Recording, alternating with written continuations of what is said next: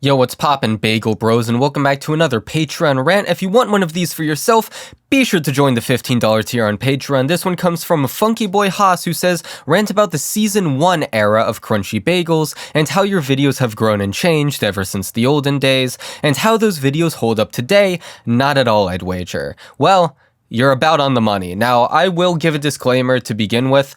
I have not rewatched these videos in an extremely long time. Most of them anyway.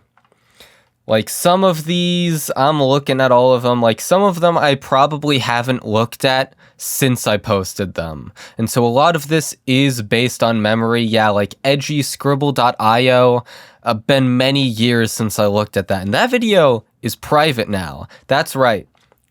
There are some private videos on my channel. I think this is the only season of Crunchy Bagels content where I have ever privated something. So, if you don't know, I split my channel into seasons. So, Season 1, by the way, we're on Season 3 right now, right? So, Season 1 is everything up until my hiatus in early 2021. Because I would consider that to be a contiguous arc of videos, even though they are very different between them, but they're all stylistically similar. Season 2 is my anime stuff, and then Season 3 is my internet documentary stuff, and I considered it worth it to make it an entirely new season just because I have a new icon, I have a new editing style, I'm talking about completely different stuff. It is literally feels like I'm a completely different channel going from Season 2 to Season 3, and so it made sense to separate them like that. But Season 2 is also by far the longest season, perhaps not in length of total runtime of videos, because the videos in Season 1 are quite short. However, in the amount of videos, yeah, there's, I think, 16 currently public on my channel, and then many private ones. So I'm looking through all my old uploads right now. I'm just going to go through them one by one and talk about what I remember about them, what my thoughts are, and whether or not I think they're good, so that we can sort of track my growth as a creator through the years. So my first ever video is called The Geometry Dash Community, uploaded on November 10th, 2018, and it has 4 likes and 2 dislikes. This is not the first video public on my channel, and the reason why, A, it's terrible, and B, I didn't actually know how to do render settings properly on Sony Vegas, and so I kept in, I'm blanking on what it's called, but it's basically the thing where there's sort of like a semi-transparent ghost frame if the footage you're using isn't 60 FPS. So like if you render it at 60 FPS, but the base footage is 30 FPS, every other frame there will be a semi-transparent motion blur freeze frame. And it is horrible and ugly, and only in the very most recent versions of Sony Vegas do I believe that they have no longer made it the default option. But for the longest time, anyone who didn't know how to use Vegas would have this issue in their videos, and it looked so ugly, and I did not know. Yeah, I think it's called resampling. So this video is super ugly and super poorly argued. I don't know if I redrafted the script at all, because it says it's about the Geometry Dash community, but I forget what I even said about the Geometry Dash community. The main thing I remember about this video is that I talk about the fact that what's killing the game is the fact that levels are getting more and more, I guess, RAM, CPU expensive to run. Like they are getting more and more difficult for low-end devices to handle, and that's what's killing the game. Which, first of all, Geometry Dash is still alive and well, so, you know, 2018 me clearly didn't know what the fuck he was talking about. But second of all, the reason why levels lagged for me is because I played on like how expensive was that laptop? I believe like maybe $150. It was a complete potato of a laptop, and it lagged because of course it did. But yeah, I forget what I said about the Geometry Dash community. Honestly, the GD community, it gets a lot of shit by people in the community, but it's not that bad. Okay, it's pretty bad, but it's not that bad. Now, the next video I made, and the first one publicly available on my channel still, is Warrior Cats, a semi-in-depth review, and it was uploaded on December 11th, 2018. This video is cringe, but not as cringe as a lot of the other stuff I was making around this time. The main issue with it, the main thing that makes me cringe, is... Right, so first of all, this was a school project, so the fact that a teacher had to sit down and watch this makes it even more painful. We had this like free-to-use editing software that everyone was encouraged to use, and since I already knew a thing or two from, using Sony Vegas, it turned out definitely a lot more technically competent than perhaps most of my classmates, but the main thing that makes me cringe, I was into sort of edgelord YouTube at the time, and so I found like these random bits of fan art. I'll put like these bits of text on screen, like I can't believe this fan art is real. There's a lot of it is just like really random Google images I found. There were like, every time I looked up a specific book in the series, it would show like this image, in Google Images of just the text on screen from, I think, like some kind of audiobook software thing, website. I don't really know. I just pulled them up randomly because 14-year-old me thought they were kind of funny. So it's just really weird and really, it's just cringe. And I mean, the video's actual points are nothing special. It's literally just the same thing that everyone on Earth has said about Warrior Cats. Oh, it's gone on too long. The books have gotten worse with time. They're running out of ideas. This is very, very basic Warrior Cats critique. It is not anything too riveting, but I got a good grade on it somehow, so guess that works. Now, the next few videos, I'd say the next 4, you can sort of lump into one group. Around this time, I was using Windows Movie Maker, because once again, the last time I tried to use Vegas, I didn't know about the, I didn't know how to get rid of the ghosting, blurring, low opacity frames and stuff. So, I just used Windows Movie Maker and Pixlr. Pixlr at the time would let you export infinite numbers of pictures on a free website. It was basically like Photoshop. It had most of the same features, obviously less advanced, less technical, but it was everything that me at the age of 14 really needed to make my videos. And these are actually like extremely technical for Windows Movie Maker standards. I think the editing in these videos genuinely is impressive considering how low-tech it is. I would literally animate like things moving on screen instead of using track motion like I would nowadays. They are genuinely impressive in that regard. However, most of them are private nowadays, and the reason why was because at the time, I was really inspired by Mumkey Jones. Now, Mumkey Jones, if you don't know, very edgy comedian guy. And I was super inspired by his work. Now, he got taken off of YouTube, I believe slightly before I uploaded the Warrior Cats video. And I was extremely angry at YouTube, the platform. I've gone into this whole story before.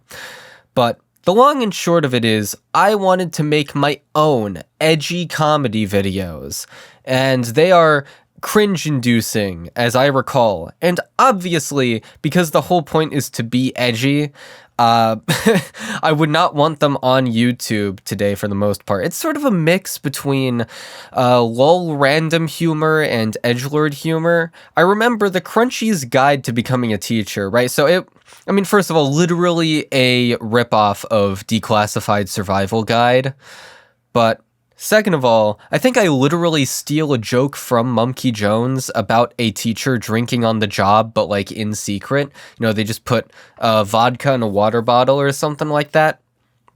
I think that literally is taken beat for beat from a Mumkey Jones video. So, Joke Thief Crunchy back in the day. Yeah, these are all terrible. The 4 videos are Welcome to Crunchy Bagels, Crunchy's Guide to Becoming a Teacher, Harry Potter is Dumb, and Crunchy's Guide to Becoming a Flat Earther. Now, Harry Potter is Dumb is the only one of these 4 videos that is still available on YouTube to this day, and I think it's fine. It's a fine video. It's literally just me saying, here's a plot hole in Harry Potter. Isn't that interesting? It's kind of interesting, and that's the only video that remains where, like, you can see sort of what my editing style at the time was. I do think it is, like, a decent editing style. Like, there is impressive stuff about it. Yeah, I'm looking at it right now. I have it pulled up. Like, the random, images I pull up, like, the Comic Sans. For some... Oh my god. Yeah, for some reason, I took an image of Dumbledore with 2 gay flags and put Hitler and communism on them. And also made him smoke 4 cigarettes? What's the joke? Yeah, this video fucking sucks, actually. So all of this went down between the beginning of 2019 all the way up to March 7th, 2019, which was Crunchy's Guide to Becoming a Flat Earther. So after that, by the way, most of these videos have shit views. 55, 59, 74. Harry Potter video has a bit more just because it was online for, it's still online. All of those are just from me, my channel itself being big nowadays. So none of them picked up in the algorithm, but the next one did. I finally learned how to render in Vegas good. And that led to the creation of Clubstep 2019 is Garbage. So the only one of the past 4 videos that was review focused was Harry Potter is Dumb.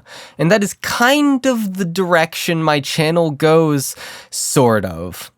And this is the beginning of that. Now, Clubstep 2019, released on April 19th, 2019, is one of the most infamous videos on my channel. It has 1,800 views to date, which is perplexing, to say the least. It is very astonishing how it got that many views. I think its 1 point is good. It is a video with only 1 point. It drags out that point for an exceedingly long period of time. But it is a good point, that the level is too flashy for its own good. But the way I go about saying it is cringe, and it only has 74% likes, so that should tell you something. The thing is, for a long time, it was the biggest video on my entire channel, which is kind of says something when it only has 1,800 views. People would joke with me about it because they knew I hated the video and wanted it to no longer be my biggest video, but I couldn't escape it. And oh god, when did I escape it being the biggest video on my channel? I don't know, we'll see. Probably sometime in Season 1. Definitely by the time I was at the Call of the Night video. But, we'll see if I can remember exactly when. After this, we have 3 Minecraft videos. So, okay, first of all, my channel was a fever dream. I went from Geometry Dash to Warrior Cats to weird comedy videos to Harry Potter to Geometry Dash again. Now we're at Minecraft again, and that was my entire summer. By the way, I used to actually upload pretty frequently. A Defense of Xenayeth, June 8th, 2019. The Worst Mob in Minecraft, July 25th, 2019. KZ Clickbait and Hypocrisy, August 24th, 2019. I was pulling like monthly uploads. But yeah, these videos, The Worst Mob in Minecraft is kinda decent. It's poorly made, but I don't think it makes bad points for the most part. I think they're just communicated really poorly as usual. My sense of humor was awful back then. I would spend forever scripting my videos, like trying to put as many jokes in it as possible. And like, I know I said that I uploaded frequently, but look at how long these videos are. 23 minutes, 11 minutes, 11 minutes. They're not long. Clubstep 2019 was 4 minutes long. I used to not make long videos whatsoever. The cringier ones, like The Worst Mob in Minecraft is fine. The cringier ones are the commentary videos, because once again, I was inspired by that. And I made hot takes on people in the extremely niche Minecraft UHC scene. The thing is, I didn't really have business talking about it, because I didn't even play Minecraft UHC. I just happened to be around people who were into it, and by proxy, I got kind of sucked into the community. And so I made a drama video on Xenayeth, because there were a few people who really didn't like him. One of my friends was one of those people, and I thought the points were generally kind of bad, and so I decided to partially defend him. I also levied some criticisms towards him. I'd have to go back and see if any of them hold weight. I don't think they're probably that good in retrospect. KZ Clickbait and Hypocrisy, I definitely remember a lot more about. I do a good job of arguing my case in that video, and KZ himself ended up talking to me over Discord about it. So that was pretty interesting. I wonder where KZ is nowadays. Sometimes I still wonder about that guy. I don't think he's a bad guy. I mean, obviously, I was just a little 14-year-old shitting on him, so, like, of course, I don't really hold a grudge anymore. But, yeah, the general point was that he had made a tweet shitting on Xenayeth, and that was part of what I was defending in the Defense of Xenayeth. And I said that the points were bad, and that KZ has then gone on to do basically every single thing he accused Xenayeth of doing. And that's the general case of the video. And he admitted to me in the Discord call that what he said in his tweet as to why he was no longer friends with Xenayeth wasn't really why he stopped being friends with Xenayeth. So, yeah, I was kind of right on the money. The only point I think I would disagree with nowadays is saying that clickbait is bad, because I do it now. Granted, I don't clickbait as bad as Xenayeth and KZ in particular do, but it's still, like, I still do give them clickable thumbnails and titles. I accept it as part of the metagame nowadays. After this, we're on to my next private video, edgyscribble.io. Can you guess why I privated this one? It's just me and a bunch of guys playing Scribble.io and being edgy about it and drawing edgelord things, like a swastika. I actually really like the thumbnail for this. I mean, I'm not sure if I'll show it on screen, but it is really, it's really funny. But at the same time, I don't think I can ever let this video go public. So after this, my laptop at the time, I had bought a $500 laptop. Was it $500? Something like that. It was a Dell laptop, so it broke immediately, and it took months to get it fixed. And I wrote a bunch of videos in that time span, but was never able to upload them. So, like, the next few videos we're going to talk about, the scripts were written while my laptop was broken. So this will be an interesting experience, because, like, it's interesting because they're all from the same mindset, but they're being released like months after the fact. And so I don't know, it's a weird thing to think about nowadays, but obviously a lot of my videos have taken now the better part of a year to finish, so I'm kind of used to stuff like that nowadays. So we go from September 29th, 2019 was when EdgyScribble.io came out. January 19th, 2020 is when Dragon Maid's Flawed Finale came out. And this was my first foray into anime. So you can see we're back to the review type content. We are officially weeb-pilled, and we're going to continue with that. This video is bad.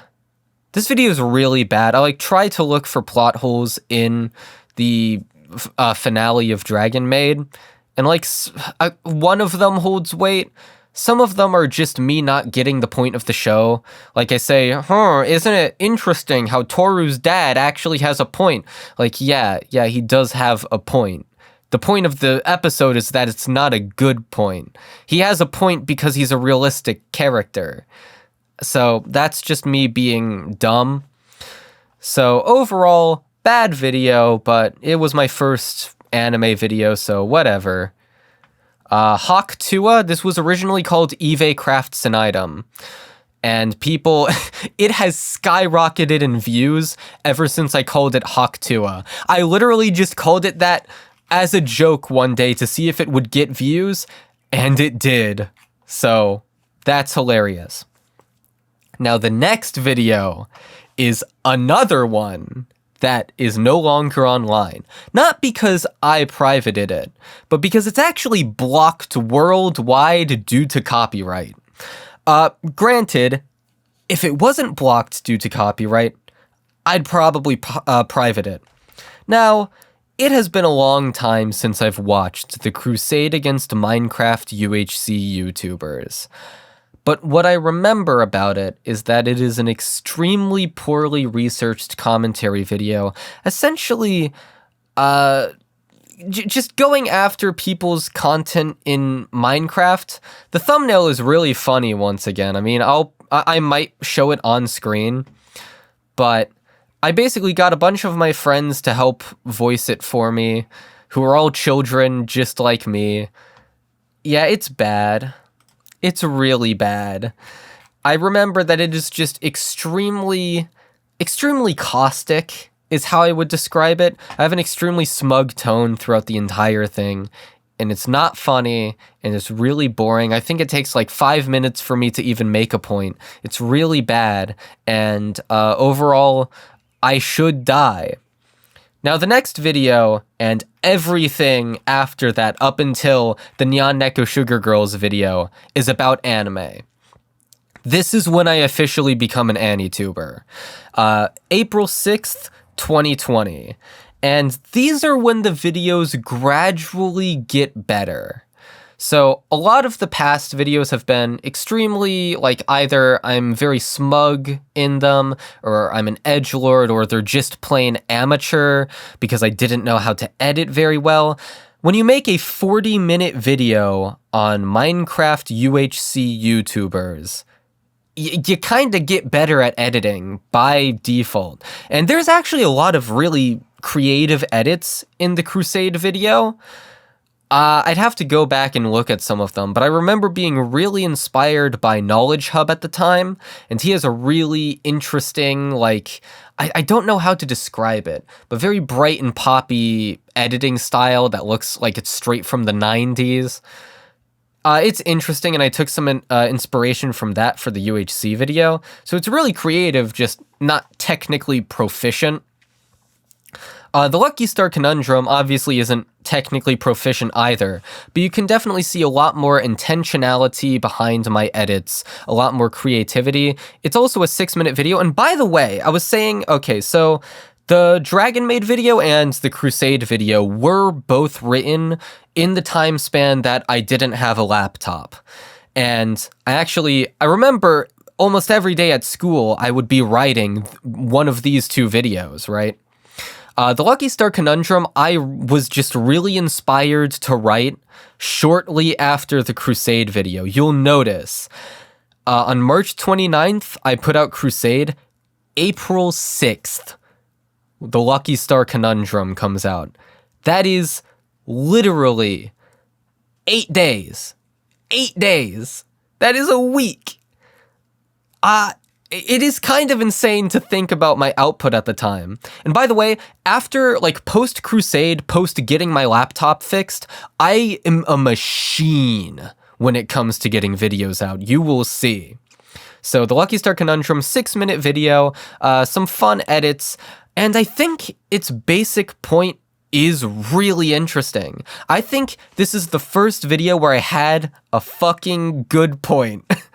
Or I guess one that I would consider like up to snuff to my standards today, like kind of interestingly put out there. The basic idea was that, you know, Yuru Camp is boring to me, but Lucky Star is fun. Here's why. And I basically talk about the style of dialogue between the two shows. And like, it isn't super well articulated, but it's fine. It's a good point. The next video is yet another video that I wrote while my laptop was broken, and it is Your Name, the Never-Ending Dumpster Fire. This is a 30-minute video, so we're starting to get longer, see? And this was released literally the same month somehow. April 23rd, that would be like 17 days later, I edit this whole thing. I don't remember the editing being as good in this video, but it's fine. It's fine. It's ineligible for monetization because of copyright, because of course it is, because I used footage from Your Name, because why wouldn't it be copyrighted? I make some good points in this video. I make some bad ones. I make some really bad ones, but it's fine. May 2nd, 2020. So, like, I'm literally within the span of a month, I have Anime Needs More fan service out. This video sucks, by the way. Its point is so poorly articulated. I basically make the point that you shouldn't say that fan service is inherently bad. You should say that you don't like fan service because it's subjective. That's so dumb for so many reasons. Why would you say that? When people say they don't like a show, what they mean is that they don't like the things in it. Or when they say a show is bad, they mean they don't like it. Not that the show is objectively bad. Because, you know, objectively good and bad doesn't really exist. So that's what people have to mean, unless they're dumb and think that objective good and bad are real. The failure of Demon Slayer. June 15th, 2020, so a little over a month. I remember this video having some good points, some bad ones, so we're getting sort of a mixture in there. And I have seen this semi-recently. It is pretty entertaining, going back to, but it's still not super polished. It's still pretty rough. There were 2 entire chapters I cut out of this video, one because I misremembered a scene, and another because I just couldn't figure out how to articulate a point I was attempting to articulate. I was trying to invoke Chekhov's gun, but didn't really know what it meant, and so I ditched it. So yeah. I Love Hate Your Name it comes out over a month later. Now, something interesting happens around this point. It technically happened before the Demon Slayer video, but I think I Love Hate Your Name is the first time I really internalized it. For those of you in the know for, like, hardcore Crunchy Bagels lore, Shabes of AniTube Digest covered me for Anime Needs More fan service, and he was extremely positive about that video, for some reason, even though my point was dumb, but he was extremely critical of every other video that I had ever put out for having an extremely, you know, caustic sort of tone. Because that's just my writing style at the time. like I said, 3 of the past few videos were written while my laptop was broken, while I was making a drama video on UHC YouTubers of all things. So I feel like that kind of infected all the other videos of that era. And so I Love Hate Your Name is my first time taking a more deliberately level-headed and empathetic tone with my writing, where it's less about just joking around and shitposting, even though there is a lot of that, and more about taking a very sincere deep dive into my own thoughts and feelings on anime. And I think this is a huge thing that I needed to learn, where my videos stopped being as irreverent. You know, if you look at all my other videos around the time before I Love Hate Your Name, they're all just shitposty and irreverent and, you know, acting like I don't care about anything. I Love Hate Your Name is the first introspective deep dive, and in my opinion, the first good video I ever made. It is a good video. It has a good point, a good message. There is nothing super horribly wrong with it. It is a good, fine video. It's only 7 minutes, 45 seconds, and you'll notice this is the time where my uploads really slow down very shortly because I became super perfectionistic, way more than I am even now, even though I would still consider myself a little bit of a perfectionist. This is like constant anxiety every time I try to write something, level perfectionism. So, I Love Hate Your Name, good video. Clubstep 2019 is garbage is just a shit post about why Clubstep 2019 is the biggest video on my channel and why I don't like that. Uzaki-chan is Deeper Than You Think is my first seasonal video, back when my videos were 7 minutes long and I could get them out quickly. This video has some pretty creative editing, and I think it's been so long since I've watched it, so I'd have to go back, but I remember it being fine. It's not nearly as good as I Love Hate Your Name, because, you know, I Love Hate Your Name had a really interesting point to it, and, like, it was really poignant and introspective and, you know, kind of emotional. Uzaki-chan is Deeper Than You Think is just kinda, it's another review. It is, once again, more of this empathetic style of writing, but it's not great. Wotakoi Reckoning is another video that I haven't seen in a very long time. I remember it making some interesting points, and this is the first time where I saw people really resonating with the way I talked about anime, where I saw fans of Wotakoi being like, I don't agree with you, but you raise a good point, dude. That was really validating to see, and it means that my new style of writing was working. It was reaching people. And you'll notice, November 2nd, 2020, the last video was in August. That's 3 months. Yeah, that's kind of chump change to me nowadays, but still, for a 30-minute review of an anime, that is pretty egregious.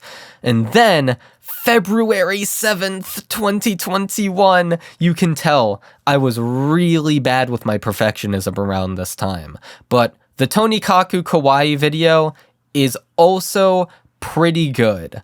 I think all of my points were good. I don't think there was a single point where I was like, this could be done better. Like, even in the Wotakoi video, I think I once again, it's been so long since I've seen either the video or the show, so you'll have to forgive me on being vague on the details, but like I was really in the headspace of trying to prove specific things were plot holes when I could just say, oh, well, it's improbable, or it doesn't make as much sense as the alternative, or you haven't sold me on it yet. I could use softer language like that instead of obsessing over everything being so clear-cut.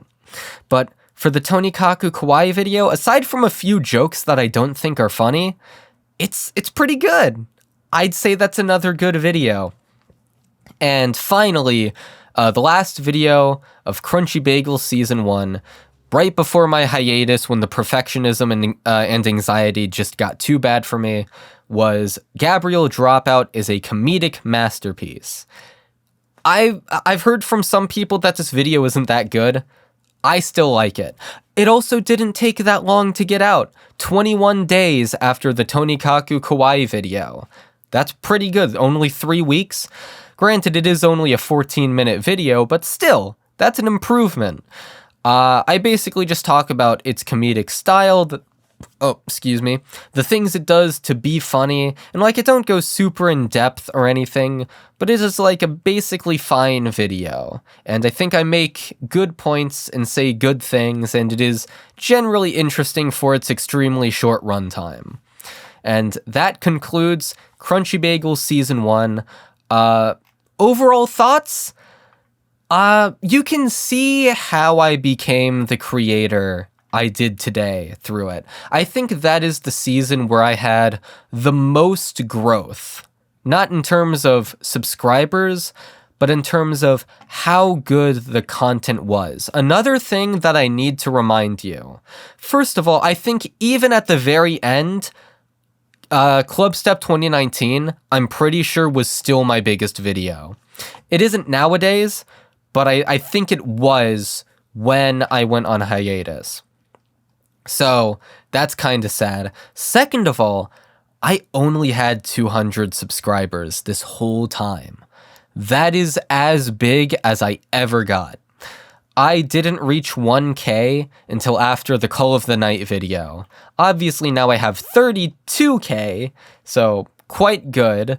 I gain more subs than that in a day. I gain over 200 subs. Well, I don't know if I'm still gaining that many, but for a while I was gaining more than 200 subs per day. So, you know, kind of clearing what I was at before. But at that point, like, every 100 views was a war and a victory.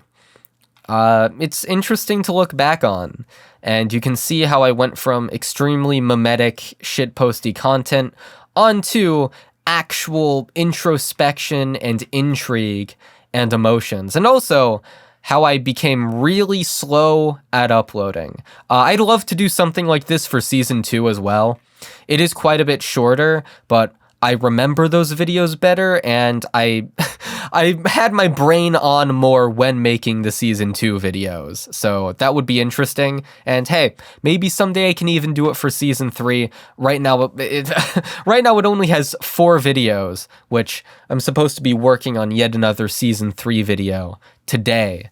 I took a break from it to do this rant, which ran way longer than I expected it to, but I love talking about myself. What can I say? So yeah, overall, that was interesting to look back on. Once again, I didn't rewatch any of these before making this, but now I do kind of want to rewatch stuff like I Love Hate Your Name.